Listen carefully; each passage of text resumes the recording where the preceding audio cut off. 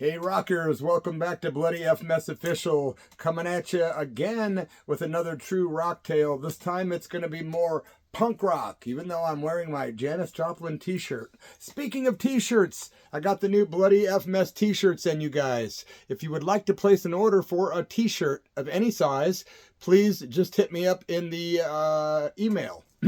That's right. The description area of this video has my email. Just go ahead and email me if you're interested in one of these shirts, which was, these were drawn by Andrew Goldfarb, the Slow Poisoner, and the t-shirts were done from Jam Screen Printing in Peoria, Illinois.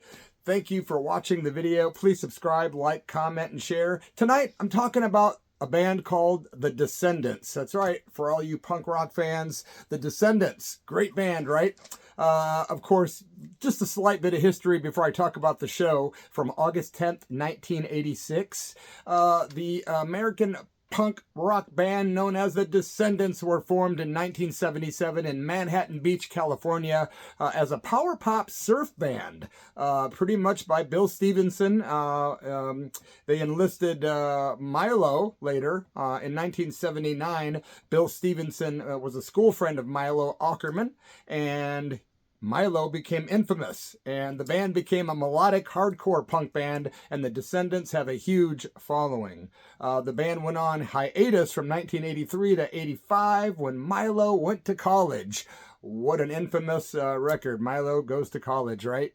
Bill Stevenson, of course, hooked up with Black Flag at that point, did the great My War and Slip It In and all that great stuff on SST Records. I tell you what, man, that early Black Flag is completely different from the later Black Flag, but I gotta say, man, I love My War and Slip It In. Great records.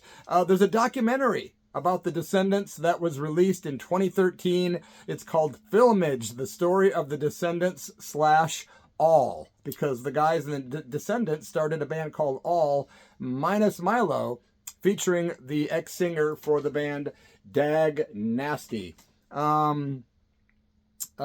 Basically what happened back in 1986, I was 20 years old.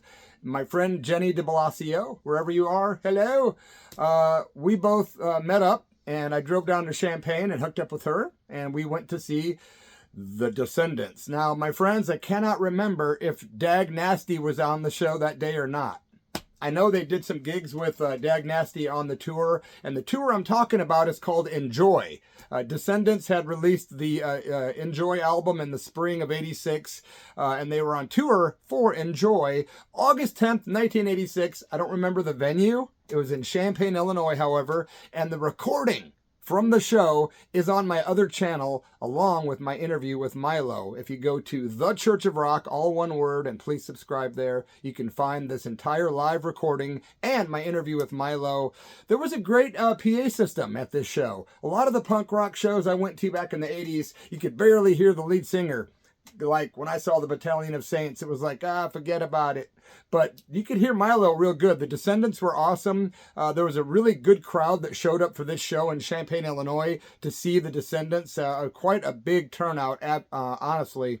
And the guys from the Descendents sat up their gear right in front of everybody. They didn't hide out in dressing rooms or backstage or any of that. They weren't pretentious in any way, shape, or form. They were all very approachable and just completely down to earth.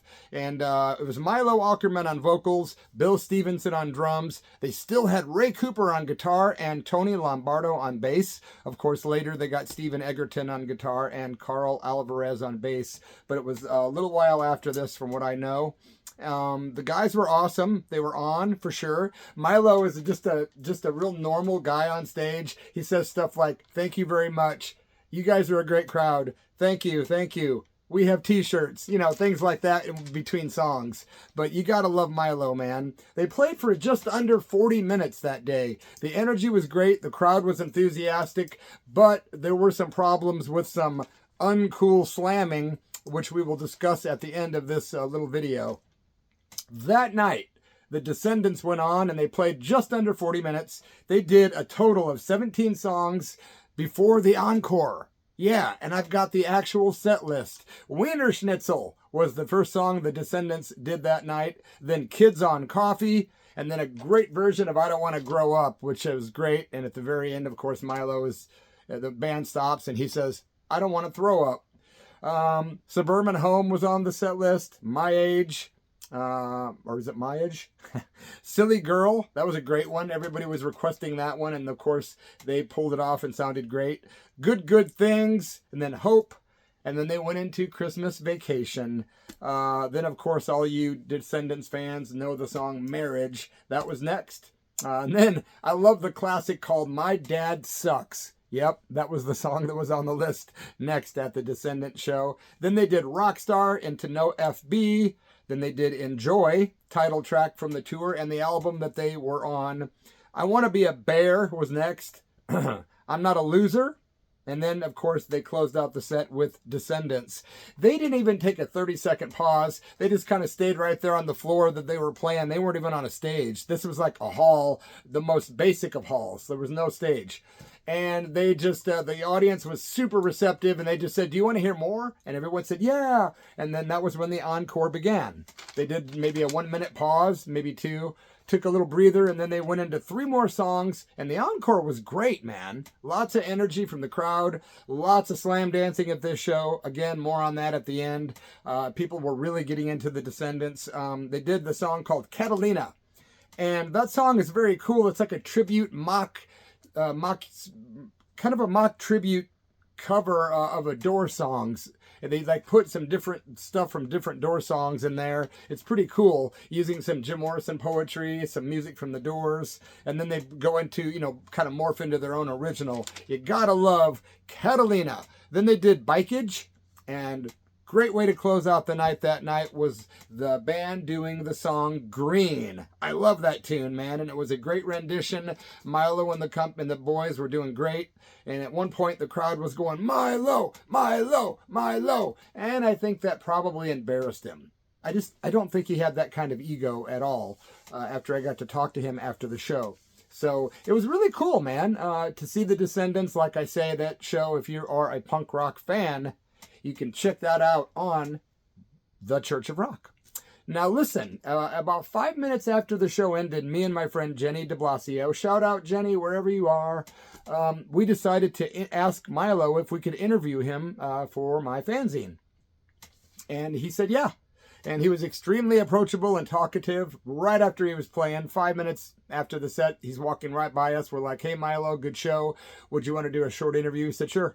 And so we started talking about stuff like coffee. The Descendants were selling shirts and music, but they were selling coffee cups. That was extremely controversial back then for a punk band to do that, because there's all these weird punk ethics in punk rock and weird morals about selling out and this and that. Today, everyone sells merch of every kind, whether you're punk band, metal, rock and roll, whatever you do, you've got your swag, right?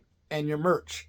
Well, the Descendants had coffee mugs and people were tripping on it. Like, wow, that's kind of a sellout move, that kind of stuff. But I thought it was cool, man. And I wish I had one of those damn cups. I might want to check eBay for that. Huh. Well, when we were interviewing Milo after the show, we asked him about those coffee cups. He goes, you know, I'm not into drugs or speed or anything, even though he was talking 1,000,000 miles an hour. I'm not saying he was high, because I don't think he was, but he could have been. I don't think so, though. He said a friend of his was into speed, of some kind of speed that he got in some kind of liquid syrupy form, and he would mix it with coffee, and they would call it bonus cups. So instead of coffee cups, they called these things they were selling bonus cups. Even though there was no speed or syrupy drugs involved, they called them bonus cups, and that's what they were selling with their logo on them at the show. And that was pretty funny, man. He said, we're the first band to ever sell coffee cups. And I bet you many, many have since then. You know Kiss has, right? Those guys sell condoms and coffins and you name it. Speed metal was another topic we asked about. What's your opinion about speed metal? He wasn't a fan. He said he thought the satanic stuff and a lot of the satanic imagery in a lot of metal was very boring. He said he was really more into lyrical content. Also, when we talked to Milo, we were asking about uncool slamming. He said, what's that?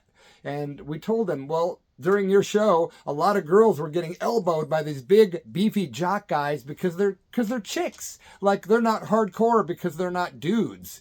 And he said, yeah, I know what you mean. That whole football player type fan, we can't stand that.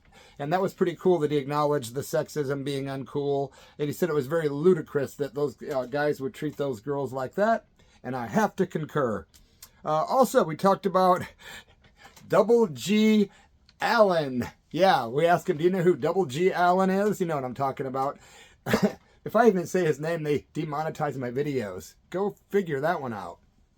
But Double G Allen, Kevin Allen, we asked him what he thought about him, and he said, who's that? Like he literally had no idea who he was.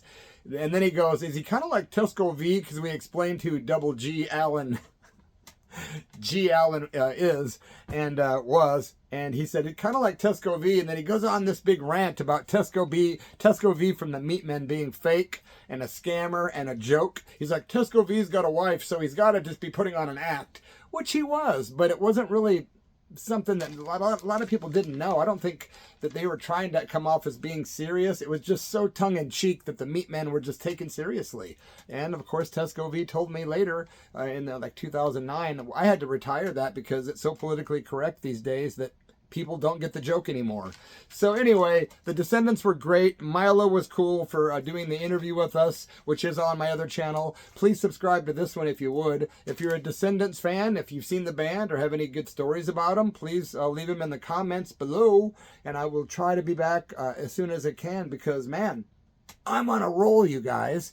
I decided, why don't I just keep the momentum up for a while? So I will be back with more punk, metal, rock and roll, and some curveball stories. And any requests you have, let me know. And if you're interested in a Bloody F Mess shirt, please hit me up via the description area and email me. Thanks so much, my friends. Rock and roll.